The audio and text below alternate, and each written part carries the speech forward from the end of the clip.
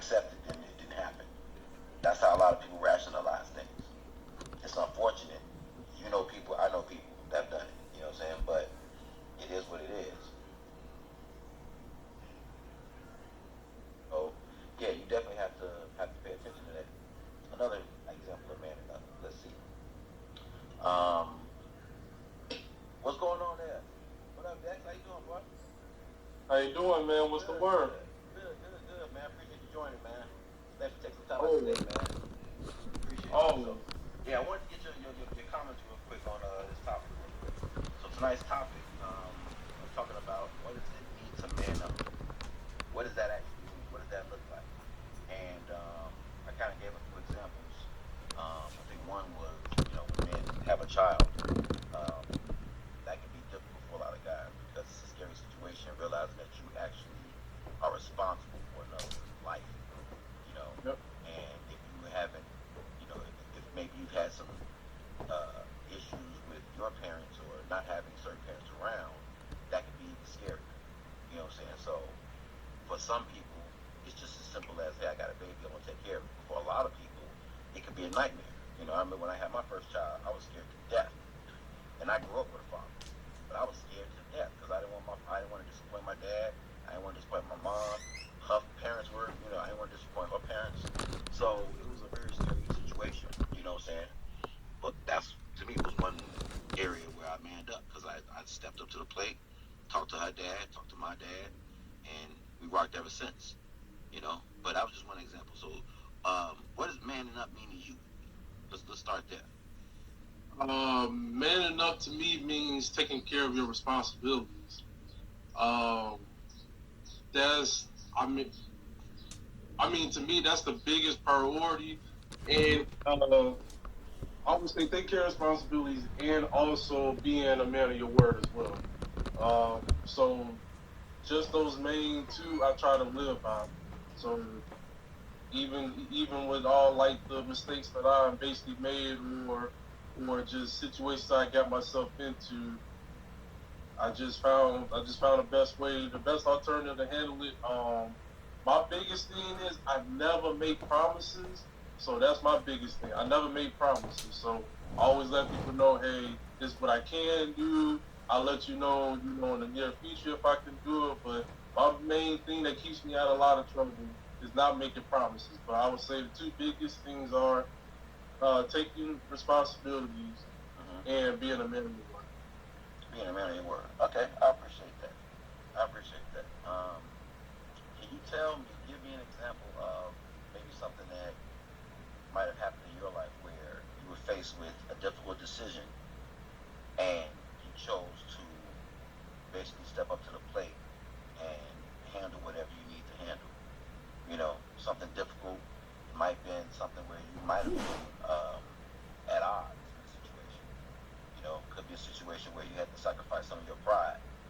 Could be a situation where um, somebody somebody may have done you wrong, but in the vein of honor and in the vein of respect and in the vein of the bigger picture, you might have had to step up to help that person. You know what I'm saying? Just an example, but yeah, just, whatever you can give me. I would definitely say my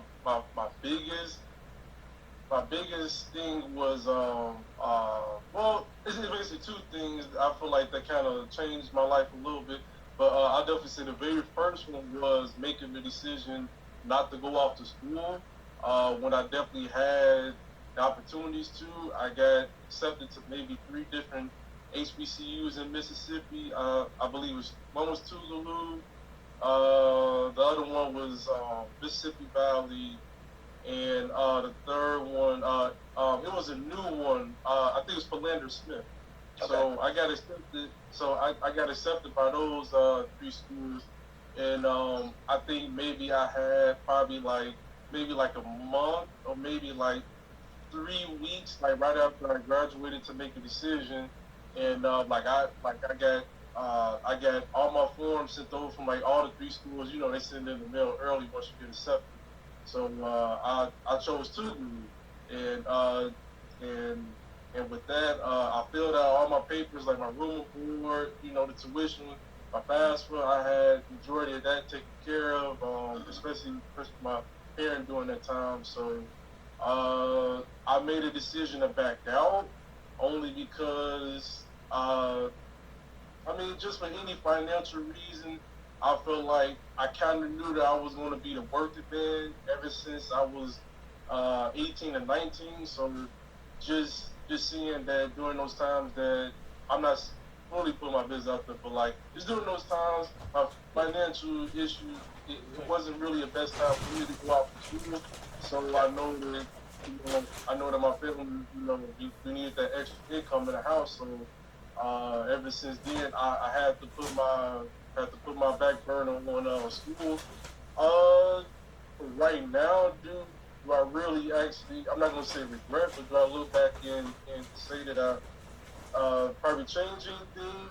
I would say yes, only from a data perspective, Yeah. but other than that, no, because if I did leave my family and then definitely, adopt, how the South is down there, it my course of life would have been way more different. And I have three current cousins that have all went off to school and have never came back and have built, in my opinion, nice. I'm not gonna say fully successful, but they built nice families for themselves and nice building blocks around. Okay. So basically, you made the decision to stay home and Yep. help out the family, then to move away and go to college. And I think a lot of people make that decision as well, because you got sick family members or you got older family members, and you got people that depend on you. A lot of times, that's a difficult decision to make because you have your future, your life, kind of right there, ready to go, and then you have to make other decisions based on proximity to the family and responsibilities to family. So yeah, I definitely believe that that's a good example of being between a rock and a hard place. You know, Yeah, because I'm not gonna say I missed out on a lot, but you I missed out on a definitely lot. missed You out did. on. You did. That's exactly what you did. You did. I mean, that's the choice. You either it's like men who get an opportunity to be like rappers or entertainers or something, but they got kids at home or they got a girl at home, and it's like, well, I got Yep. to, got to make this decision. Can I go on this road and make this money and get this fame and do what I can do to set us up for the future, or do I Yep. sacrifice the time now with my kids and helping you out and all that? So yeah, sometimes it's those decisions where you got to make a decision to leave the family to make a better future, or a decision where you have to stay and kind of kind of close the door on some of the things that you want to do at the time because your family's needs are more important. And I think that's a great Yeah. example of manning up because there's a lot of guys out here who grown as hell and still won't make that decision. You know what I'm saying? So anytime you're That's making a it. decision where you're sacrificing yourself, anytime you're making a decision to sacrifice yourself for the greater good of other people, especially people that depend on you, um, I definitely think that's a good example of manning up. And Definitely. trust So me, I I definitely had appreciate everything that. filled in. And Yeah, everything filled out. yeah. I got you. But like you said, you got to make the decision you got to make. You know what I'm saying? So yeah, I appreciate that, man. Thanks for stopping by and dropping that little tidbit on us, man. So my Oh, guy man. Dex got a podcast too, man. What's the name of your podcast? Go ahead, let people know. It's called No Gray Area. I have two lovely co-hosts, David and Gabrielle, just to give them a shout out too as well. My show is based off of dating relationships and more so culture. So it's not it's nothing like I feel like this. It's nothing Kevin Samuels as. It's more so about influencing and helping change, especially my generation, the 25 and under and 25 and up, is basically trying to help influence that, hey, there's an alternative way to do things. You don't always have to follow off what social media people and what everybody else tells you. The best part is the change within yourself. And Right. that's what we provide over there, the opportunity to look within yourself and say, hey, this is the reality, this is what I'm going to do, and this is how we move on forward. So that's the best knowledge that I decided to definitely with my team definitely decided to do that, and I feel like it was more so needed just because I don't really know too many people exactly in my age group per se that's actually wanting to promote like positive Uh-huh. dating aspects more so than just the whole cliche of what we already know. But All right. that's what Now, the how old are whole you? purpose is. And How old and are you? also Gabby is working on being a licensed psychiatrist. So we're having her on. It definitely changes the whole perspective on the things. Yeah, you got a professional on your team. That's what's up. That's what's up. How old are you, by the way? I am 26. 26. Okay. I'm 42. I'm 42. So 26. Yeah. So yeah, I'm almost twice your age. But I'm always interested to hear the dynamics in the way that younger generations view things versus the way my generation and older view things, because we tend to get stuck in um, what we're used to. We tend to get stuck in what we grew up with, and we also, and through that, that often makes us not listen to younger guys when y'all talk. You know what I'm saying? A lot of times we take for granted that we used to be that age too, and that sometimes younger people talk out of a lack of experience, and Yep. rather than giving them the floor and helping them understand, trying to create some type of bridge or dialogue where we can, talk and understand, a lot of times it becomes older generation talking down to the younger generation shutting it down, like, look, I ain't trying to hear none of that shit. Y'all niggas is goofy, y'all old, get the fuck up out of here. And then you get a disconnect. You know what I'm saying? Yep. So I think this dialogue is very, very important to have, because more young people and more older people, and I guess I'm throwing myself in the older person category, but we need to do more talking to each other. We need to do more. We need to have more dialogue. We need to have more spaces where we can come together and have these kind of conversations, because there's a lot of things that um, we've been through that still apply. But there's also a lot of stuff that needs to be updated and tweaked a little bit. And that's where we need to be more open to listening to the younger guys, and just really sitting down as students and listening and letting y'all actually school us on what's going on now. I got kids. You say you're 26. I have a 22-year-old. You know what I'm saying? So it's like, one thing that I always thought about growing up is when I was young and I would see a parent that's like 50, 60 years old and they got a seventh grader. And I'd be like, wow, the disconnect has to be crazy. So when I look at my sons, and them growing up, I've always thought about the disconnect. Me getting older, them getting older, and our generation is just growing separately. You know, how do I bridge that gap? And so one of the things I want to do, or I've been doing, is like I said, talking to them, having these conversations with them, the same conversations that I've been having on my shows, same conversations I've had with them. And I just want to open that up to more young men as well. So let me ask you a question: from your perspective, in your generation, what do you guys think of older men as a whole? What do you guys view? How do you guys view older guys? Uh, well, for me, I was raised a little bit differently, so I got a little more respect for my elders. Okay.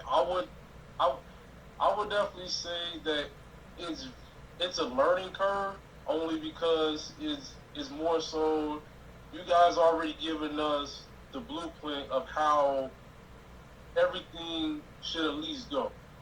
But then it's like now where we is like there's no like how you said like there's a disconnect, but then I feel like there's a trust issue as well as too because I feel like for right now I'm a firm believer in like you're a product of your environment, and I feel like with definitely there's a lot of I know it's cliche, but there's definitely a lot of survival love versus more so just built on strength and love, but it's like that's where it's like that in between where is like you want to have the right values, but the way that both sides of the spectrum, as far as male and women, are moving, it's hard to really just follow everything that you guys are giving us because even when we do have that job, even when we do have that car, even when we do have that place, everything else still lines up. It's just as far as the physical material, but we're still behind the eight ball on everything else that everything that we're currently in, and it's like I don't want to tap too much into that side, but it's like that's what I feel like is the biggest thing is the disconnect and it's the trust, and I feel like for me growing up is definitely more so I appreciated especially all my uncles, especially my dad as well. Always listen to them, and even still now, like when I hang out with my uncles all the time, there's always something new that I still don't know that I actually take the time out to do it. Of course, everything is by choice. I don't have to, but I know that currently since I don't have my father in my life at this moment in time, that's the best route that I know to go is basically through my family. So with all my uncles, majority of my uncles are married. And I would say, yeah, I get that part doesn't mean anything, but yeah, most of them are married and they do have kids. So if anything, is always a constant communication with them about, hey, what am I possibly doing wrong? And I always have that self-reflection and trust me. They check me on a daily basis about the stuff I don't have, the stuff I'm not doing. So I'm always getting, that male talk. So I'm always. So there you go. There you go. So you growing up with some strong examples of not only just men but family men. Because you could be a single man and still be a good example of a man. Uh, but I think a better example of a man, and this is no shot at anybody who doesn't have kids or who doesn't have a tight, close knit family. It's not about that. But I do think that the best version of a man is probably one who is over a family or one who is family oriented. Because that means you have to give beyond yourself. You know what I'm saying? When you're single and it's just you could be righteous and honorable. That's all good. But the action and the activity of giving of yourself to family, I think is irreplaceable and like the cornerstone of family. You know what I'm saying? Mm-hmm. Especially if you're gonna have strong men in your family, they got to be the ones to carry a lot of this load. So, those will be the ones that have to step up when certain things happen. So yeah, you said something about trust, right? Mm-hmm. Trust between the older generation of men and the younger generation of men. What is that? What is that? What is the fact? What is the source of this trust? Where does this trust come from? What is it linked to? Ego. I feel like it's ego. Ego. Yep. Ego. That's interesting. Yep. Okay. Yeah, because it's basically like you know like what you're attracted to and what you can pull, right? But then as far as giving me suggestions or telling me like, oh, this is the quality of woman that you should look for. On my end, is going to be like, well, I got thickums over here, but then I got all these other distractions. So it's like it's hard to really. I'm not gonna say like take people's like a word for it, where it's more like I feel like I can do better than you, and that's what I feel like is what's currently going on. I just feel like for some reason because I feel like dating and especially women, I want to be loose with that term, but dating especially women, I feel like is more so is too much of an abundance. So to basically just be like we want one. Yeah. Okay. So it's kind of hard to right. Yeah. You're talking about women though. You're talking about this disconnect between the older generation of men and the younger generation of men, and why there would be a distrust. Um, Maybe one of the issues is, like you said, ego. When you said ego, the first thing I started thinking about was the way older people used to talk when I was young, and how kids were to be, seen but not heard, and how many times I was told to, be quiet because I was a kid, and it was almost as if my logic wasn't sound enough. So growing up, I did have a bad attitude when it came to adults because I felt like I was smarter than most of the adults around me, even though they only saw me as a kid who didn't have the experience that they had. I was still observant. I would still look around and read people and watch things and listen for things and observe. So a lot of the things that I would see, it's like, man, y'all, some of y'all kind of fuck up. So just be honest. You know what I'm saying? So maybe some of that distrust between the older generation of men and the younger generation of men could be some of that, where it's like y'all got all of this ego and this bravado trying to tell us how to live our lives in this generation, when you guys have had your generations and this is what y'all did with your time, and now y'all trying to talk down on us when it's our time to do whatever it is that we're doing, and rather than y'all actually trying to help or school or bring clarity or teach, or relate, y'all are talking shit and pointing fingers. You know what I'm saying? So I think a lot of the young guys your age and your age bracket may feel like the egos of the older guys, are just kind of out of date, or misplaced, and to reverse it, I think a lot of the older guys look at a lot of the younger people like, almost like it's hopeless sometimes. You know what I'm saying? Like y'all not capable of listening. You know what I'm saying? Like if we actually stopped and tried to say something to y'all, y'all wouldn't listen to us. So I think some older people feel that ego coming from the younger people. Where younger people feel like I ain't gotta listen to you. I'm young, you old. Get your old ass out of here. You know what I'm saying? What you got? You ain't got this. You ain't got that. And missing the point of the knowledge. And I think some older people may feel like the younger generation has some type of a little bit of ego. And I would even venture to say that most older generations probably feel that way about the younger generation. I think this might be a natural thing. You know what I'm saying? As time progresses, generations progress. Whatever happens in your day, it's still relevant to your day because you're still growing and getting older. But as you grow and get older, other generations come up under you. So that gap gets wider and wider and wider. But you're still stuck in your world, and then they're in their world, but we're all in the same world together.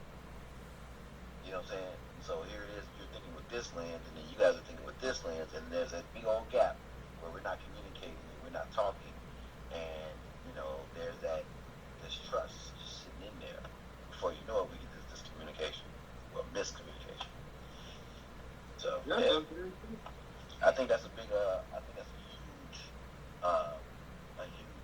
point that you made about the ego. And I also want to add that to the conversation about manning up.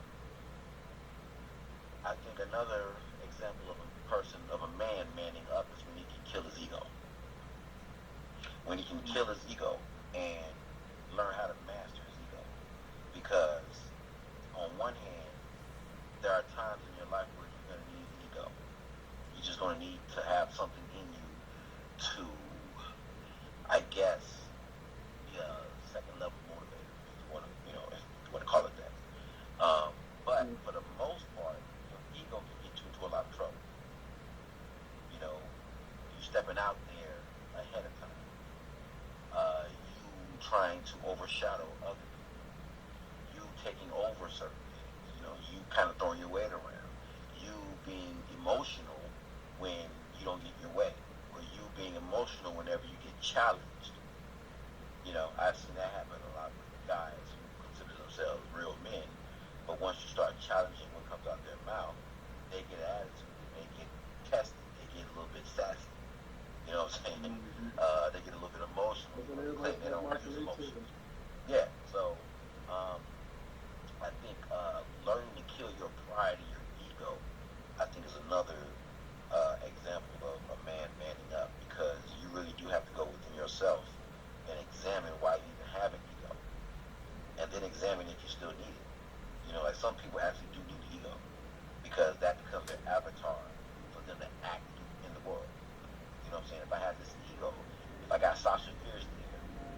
I'm saying? Then I can act in Sasha Fierce. I can get on stage and I can do all this other stuff that Beyonce can't do.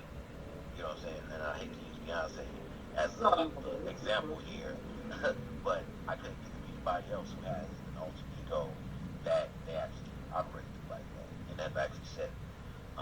So that's the first thing that kind of popped into my head. But that I use that as a metaphor for men's pride and men's ego, and a lot of guys operate out of that ego, thinking that it's manhood. You know, when really it's putting them at a deficit. You know what I'm saying? Because they're burning bridges, they're giving out the wrong energy, they're communicating the wrong messages or messages that they may not understand that they're communicating because of their ego and their pride. You know, there's a lot of women who are in relationships with men who have big egos, and yeah, they're a good dude, but she can't reason with him. Yeah, he's a great father, he's a great man, but I can't relate with him emotionally, spiritually. You know, yeah, he pays bills, and yeah, if somebody run up in here, he's gonna shoot the shit out of him. But I can't, like, our kids can't talk to him. You know, the kids are going through some real shit, but they can't go to their dad because dad is too macho, dad is too this, dad is too that. Dad's attitude is, I'm a man, I should feel emotion. You know what I'm saying? I think another thing too is that, and this, I'm willing to take on all conversations about this. I think a man, one idea of manning up, or one example of manning up, is a man coming into control of his emotions and understanding that he can't separate himself from his emotions. But what he can do is control them. What he can do is funnel them in the right places so that they become more of a benefit than a hindrance to him. You know, uh, a lot of guys run by this idea that they're emotionless. And I think a lot of times when you talk about emotions with guys, they think feminine emotion. You know, they immediately think, you know, if you're talking about men being emotional, you're talking about men acting like women. You're talking about men crying. You're talking about men, you know, being scared. You're talking about a lot of feminine stuff. It's the first thing men think about. But it's like, dude, if you ever cheered for a playoff game, you were emotional. If you've ever picked up a baby, made googly eyes at it, you were emotional. If you ever cried at a funeral, you were emotional. If you've ever been upset because you got fired, or because something didn't work out in your favor, you know you planned for it, you've been emotional. So to sit here and act like we don't use emotions or men don't, I don't understand it. I don't see it. You know what I'm saying? So I think one idea of manning up is when a man can come to grips with the fact that I'm human and I'm going to feel certain things. I'm going to feel hate. I'm going to feel anger. I'm going to feel sadness. I may feel some jealousy. I may feel some insecurity. But what I have to do is acknowledge the fact that I feel it, deal with it, and then move on. You know what I'm saying?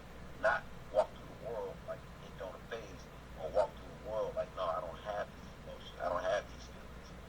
Because I feel like you end up putting yourself in a robotic kind of a existence, you know, where you're trying to isolate parts of your humanity, you know what I'm saying, so that you don't feel weak.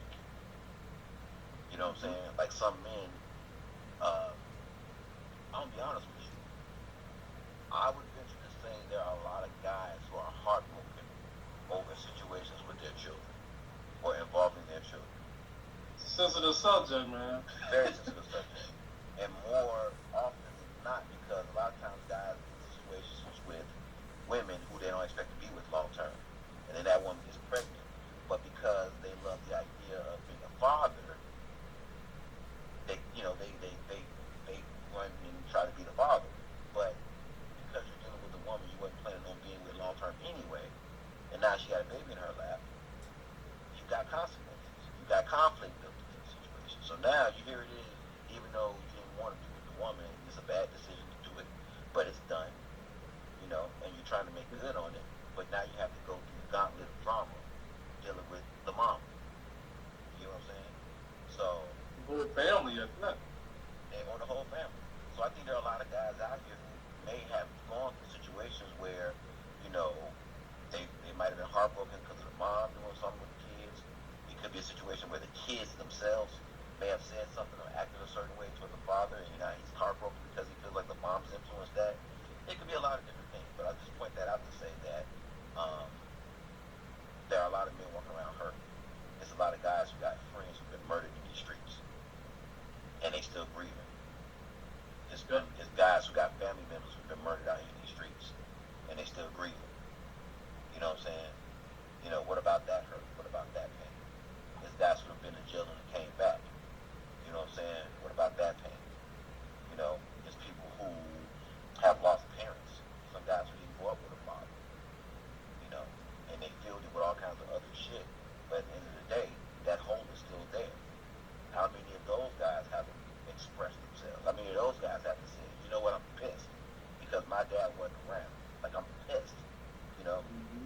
They There's a understand. little bit of envy in there. It's an Yeah, envy in there. yeah. You know, like some guys really do have that in them where it's like, you know what, I haven't let this go. You know, it's something that's real, but hell, who the hell I'm gonna talk to about not having my dad, right? Who I'm gonna talk to about feeling like, you know, I was never chosen or I was never an option to care for as a child. So I grew up caring for myself and not giving a fuck about nobody else.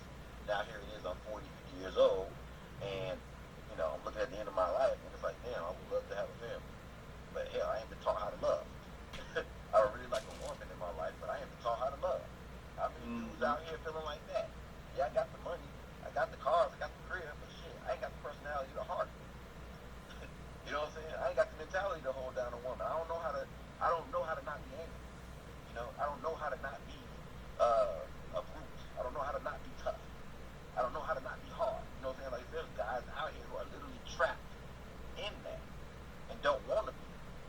You know what I'm saying? They're trapped in that because, like you said before, the environment they grew up in sometimes. And the environment tells you got to be hard to the motherfucker because they gonna try you. But then what happens when you're not in a situation where you got to be hard? What happens when you're not in a situation where you can actually, when you're in a situation where you can actually relax and enjoy life, you know, or where you can relax and enjoy some space, you know, Yeah, now how do you handle that? Just saying, you know, so it's a lot of factors that come into things that men are dealing with that, you know, they deal with on a daily basis that are challenges for them. But nevertheless, they find a way to step up and man up, you know. But one of the things that men have to go through is this situation, you know. So just throwing that on out there, man. No, it's the truth. I mean, you didn't say not one line that. Hey, those conversations need to be had. But Yeah. the thing is, I'm not gonna say all guys, but most guys don't want to have that feeling of vulnerability. And it's like you have. I feel like you have no choice sometimes but to be vulnerable because Mm-hmm. even because it's like even working your jobs, like, well, you know this personally, but like even working, you know, like your jobs and stuff like that, like a lot of your ego does have to get, you know, smaller. You do have to be humble if you do want to, you know, see yourself progressing. Like it's a lot of sacrifice that you have to take within yourself that you have to know that even if this particular spot that you're in isn't where you want to be, you don't know what you definitely don't know what next month, next week, definitely next year is gonna hold. And just being in different spaces and just actually getting those time to just take the time to self reflect, which I know literally like maybe like four guys that I know personally, they never self reflect. They always think that being up under a woman is gonna always solve the problem, and it's not. It don't matter if you work. It don't matter if you working like 12, 13 hours a day. You're still running away from the fact that whatever, just like you said, it's still gonna come back around full circle. It's like you have to pick a time and a place to deal with it, self-reflect, even if it is 10, 15 minutes. It's more progress that you're making consistently rather than just not at all. And then all you doing, you know, especially that said, hurt people, and Yep. what you're gonna do is keep passing that same negative energy on to the next person, especially with a woman, because you know they're not playing that most of the time. So Mm-hmm. you Hey, that's just real gotta talk. set yourself up a better position. That's real talk right there, dude. That's honest talk, dude. In the vein of, you know, what does manning up look like? What does manning up mean to you? Because you just touched on something really tight. Self-reflection, spending time in the mirror. One thing one thing I've always prided myself on is being an individual first. You know, being able to stand and think on my own by myself before attaching myself to any group or group thought. Being able to actually say, this is what I think and this is what I believe and this is how I believe. This is how I think. You know, but a lot of that only comes from me spending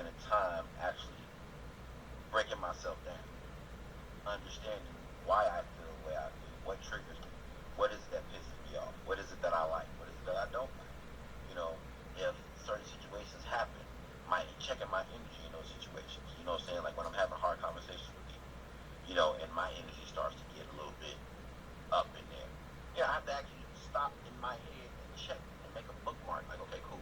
This was said or this was done, and now your energy is changing. Make a note of that so that we can deal with that later. Or fuck it, we're gonna do it now because it's real time, and you're still stuck in this situation. So now you got to figure out a way to deal with this situation. You know what I'm saying? So being aware of yourself is very, very, very, very important in my eyes. Even if you don't do it, it's definitely going to be people that's going to tell you about yourself in any given situation. So. And if you're not aware of your own energy, how many times have you?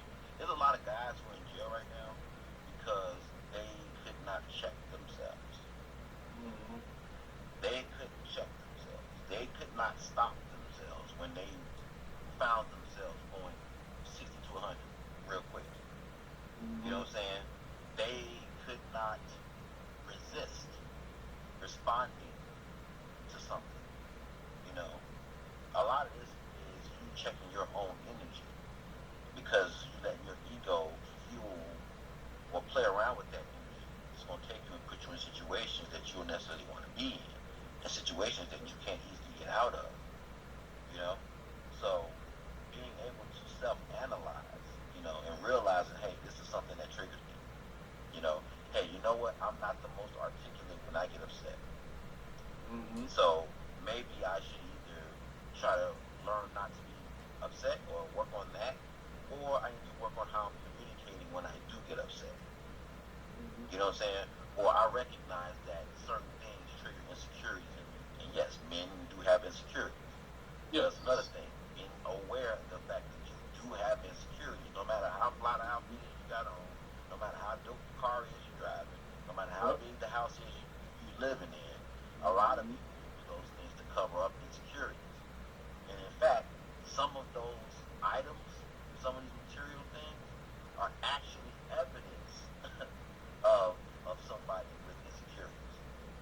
Sometimes. Not saying that people who got good stuff are insecure, but what I'm saying is, from a psychological standpoint, when you if you do enough analyzing, you do enough really like paying attention to shit, you'll know that people hide in plain sight. Oh yeah. They hide in plain sight. The coward will hide in plain sight. He'll hide behind a bunch of muscles. He'll hide behind a pistol. He'll hide behind a group of other men who are stronger than him. Right out in plain sight. The one who is highly insecure of herself will hide in plain sight. You know, we ain't talking about women, we're talking about men. So let's keep it on the men. You know, there are men who are jealous hearted. You know, they'll hide in plain sight. They'll be the ones smiling at you or congratulating you when something good happens to you, talking shit behind your back. You know what I'm saying? They'll hide in plain sight. So a lot of times, people not being self-aware of themselves will actually have them out here displaying their character in all these weird-ass ways that they don't really recognize that they're doing. Why? Because they haven't done no self-analyzing. They ain't stood in the mirror and actually looked into themselves or looked through themselves to see what triggers them, to see what their characteristics are, to see what they're built on. You know what I'm saying? So when they come out in public, they are aware of what they're putting out. You know? So just throwing that out there, man. No, it's the truth. I mean, it's definitely been a couple times where it's this instance where I know a couple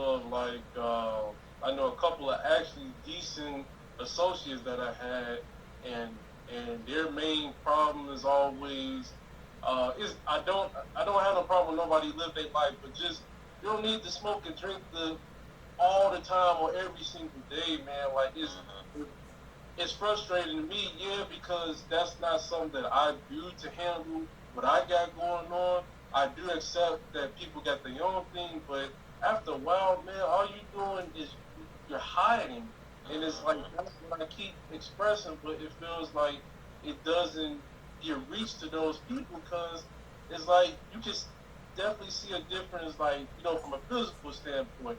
If you drink it too much, you definitely gonna look older. If you smoke it too much, you definitely gonna, in most cases, you're gonna end up more smaller. But it's gotta be more than life than just smoking and drinking your problems away.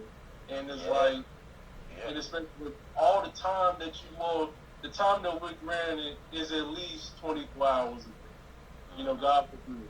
But other than that, out of those 24 hours, why does it need to be, I don't know. It's just me, it's becoming more so of a problem where, like, that's a turn off to me if that's what you just want to do all the time. And I have to literally, like, restructure my whole circle because it's like, if you're thinking more about having fun and living life than just actually learning how to self-discipline first, like, you can still have fun in abundance, but if you just discipline yourself in that point in time, you'll be able to party your ass off 24/7. And nobody seems to understand that, and it's always like, I have to live for the now. I have to do everything now. It's like, what's the rush? And that's my frustration for my era right now is, what's the rush to do all of this when clearly, especially, such as yourself like that, you guys have made a time, a place, and avenues to do all that and still be in great position. But for now, the area that I'm in is more so like, if I can't have fun and do what I want, then the rest of my life is going to be boring. That's not the case. You still have hella time on your hands to do that. You still have your 30s, your 40s, your 50s. You still have ample of time. What's the rush to just do that all the time? And it's like, it frustrates me, and that's what my biggest, like, I'll say maybe insecurity is. I care too much about, especially people that I know that can do better, and I know I can do better as well. I always look at myself first, but like everybody don't have the same mind frame as you, man. You know what I'm saying? And depending on what's happening in their life, some of their outlooks, some of young people's outlooks on life. Like, I remember when I was young. I mean, even then, the idea was you ain't supposed to live past 21. Like, even then, that was the whole, like, that was the thing. Like, nigga, if you make it past 21, man, that's a good ass thing, because the street didn't get you, jail didn't get you, drugs didn't get you.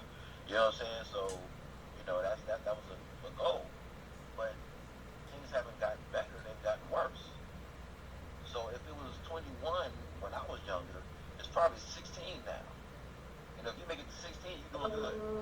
You know what I'm saying? Like, you make it to 16, you might be okay. You might live the rest of your life. You make it to high school, make it through high school. You might live the rest of your life. You know what I'm saying? So I can imagine that the pressure of fast living is exponentially higher on your generation because of the shit that y'all have seen before y'all. You've seen adults, who were talking all this shit when y'all was younger, grow up to not be shit. Y'all have seen the rise of the internet. You guys have access to so much stuff. There are different avenues of making money now, so many different hustles. The attention span is shorter. You know what I'm saying? So everything's flashier. And so everything's training you guys to make snap judgments about things. Like this, love this, swipe. All these are fast action things that you get used to. So patience gets worn the fuck away. You know what I'm saying? And you don't get the idea of long term. Everything in your world is built for short term. Everything is built for short term. Relationships are built for short term. You got 15 minutes of fame. You know what I'm saying? You only live once. Everything is pounding on the idea that you better get it now. Get it now. Get rich or die trying. Hustle, hustle, hustle, hustle. You know what I'm saying? All I do is win, win, win, no matter what. Like, everything we hear is pushing us to this idea of less and less patience. And if you have less and less patience, that means there's less and less time for you to look at yourself. There's less and less time for you to actually analyze you. Why? Because you're too busy trying to keep up with everything else around you in your environment. So that breeds complete unaccountability. So if you look around, here we are. Yep. So definitely in the music, definitely in everything now. Yep, yep. That's what it is, man. So yeah, man. Look, I ain't gonna hold you, man. I ain't wanna hold everybody. I ain't, look, an hour, almost an hour. Hey. It's good conversation, man. Yeah, it's a good conversation, man. It's good conversation that definitely needs to be had. Because to be honest, I'm not gonna say I haven't had a one-on-one call, but I haven't had this much authentic, like per se, with you. Like I've had authentic conversations, but I feel like this is the main one that we really actually. I think I finally grown to a more point where now it's like, okay, you definitely did set the bar back then. It's like now it's like, yeah. So. Yeah, I mean, you used to chop it up at work. For those who don't know, me and Dex met at work when I was working at Northwestern.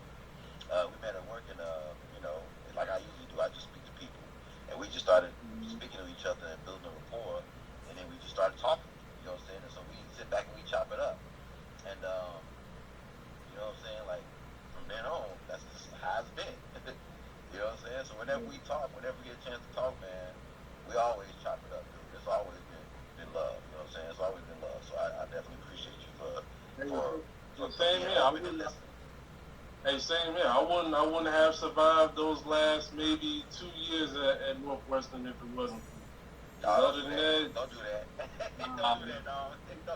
I mean, you know how to just handle everybody during that time. Because I mean, you knew what I was going through, but just to handle that much at that age, because when I was down there, for everybody that doesn't know, I was 21, going on 22, working down there, and now I'm 20. Yeah. Now I'm 26, so it's like wow. that difference is like is there, and that mindset that I was in then compared to now is like I honestly looking back, I would have stayed knowing the stuff that I know now, but knowing that if I would have had needed to become a better person, I made the right decision to leave. Yeah, I would say this, man. I'm proud of you, bro. I'm proud of you to watch you grow and to see, you know what I'm saying, to see how far you've come thus far, dude. It's like, dude, man, salute. For real, salute, man. Nothing but proud of you, dog. Nothing but proud of you. Appreciate it. Yeah, I got a little bit. I got to learn from the best. It wasn't too many. It wasn't too many. I'll say this politely. Not too many chocolates around in the area. So. Yeah. It wasn't too many of them, man. So whenever I see us, you know what I'm saying, try to reach out, man, and he was receptive, dude, and we just hit it off, and it's been love ever since, man. So I definitely appreciate you, man. Yep, same here. Thank you.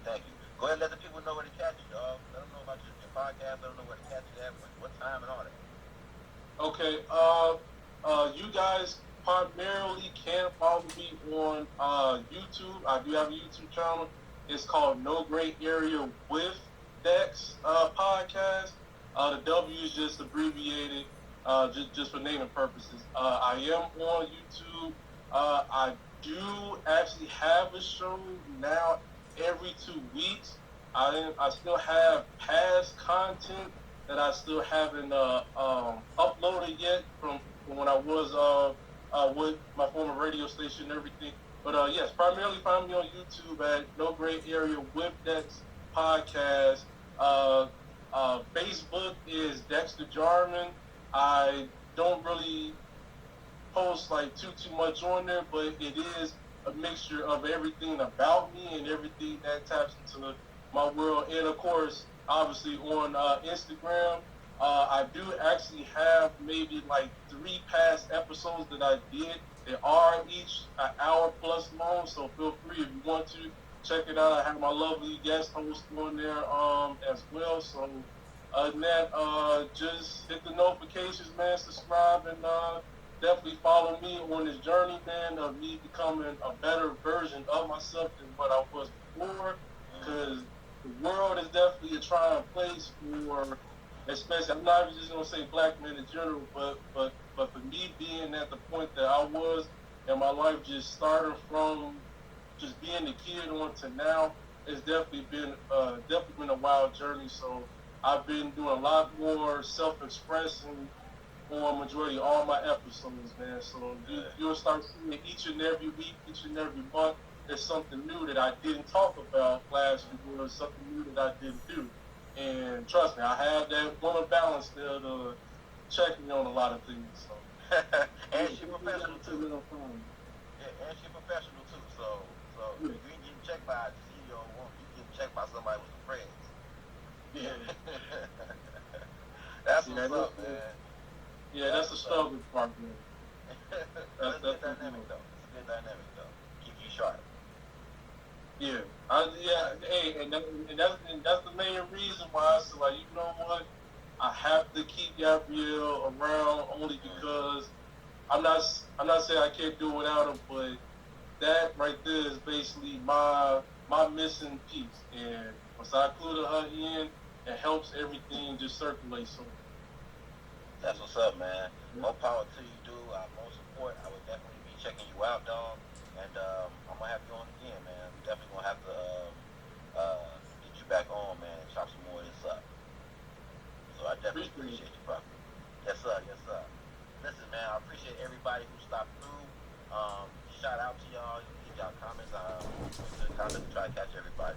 But I appreciate y'all taking some time out of y'all day. I know it's been a long day for some of y'all, so I don't take it for granted that you decided to take a couple minutes, or actually an hour, to come sit in and check us out, man. BE, I appreciate y'all, man. When I come to New York, I'm hitting y'all up. I'm hitting y'all up. I got to. Y'all check out Virtuous Eatery, man, my people. And Miss Nikki Spiller, I appreciate you checking in too, girl. Lady Graham, what up, girl? How you doing? Yes, get this D. Absolutely. Absolutely, man. GTD.5, another one in the books, man. Y'all make sure y'all check me out on Mondays. Miss LSO Treats.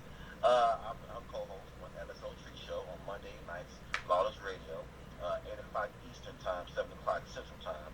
Y'all make sure y'all check it out, man. Me and Trees be chopping it up, boy. That's my girl. That's my New York girl, man. So y'all make sure y'all check that out. And on Tuesdays, check us out on Shop Talk 7. Okay, mychicagoradio.com. Mr. Media Monix hosting the show, and he got us co-hosting with Miss Coco and your boy, Mr. D, man, okay? And then, of course, check me out on Thursday, GTD.5 Live, man, all right? Ain't gonna disappoint y'all. Every week I'll be coming with something new and a new conversation, and I'm gonna start inviting guests on so we can go ahead and chop this up and really get this conversation going and have some real content out here. You know, I'm not just out here trying to get seen. Look at me, I'm scruffy as shit like somebody's uncle. Hey, I'm scruffy too, man. I'm scruffy too. You know, I'm gonna get my sexy on next time, though. You know what I'm saying? But yeah, I want to have a good conversation. I want to have a real conversation. And there's too much fake shit out here. There's too much grandiose out here. There's too much ego-driven bullshit out here. It's too much prosperity and just all this crazy shit that just nobody's in reality. So I just want to bring people back to reality. That's all, man. So I appreciate you, Dex, man. I'm gonna holler at you later, brother. All right, man. Listen, y'all know what it is, man. GTD.5. Get this D. Holler at y'all later, man. Love y'all. Peace out.